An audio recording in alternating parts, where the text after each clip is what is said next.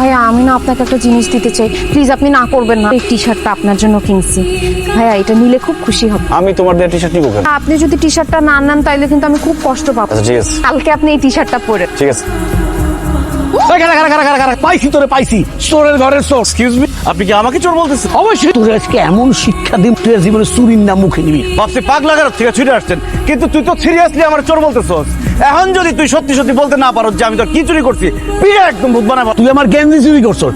আপনার গেঞ্জি কালকে আমি ব্যাংক থেকে গেঞ্জি কিনে আনছি, তুই আমার গেঞ্জি ভালো রাস্তার মধ্যে আমি আপনাকে গেঞ্জি খুলে দিব।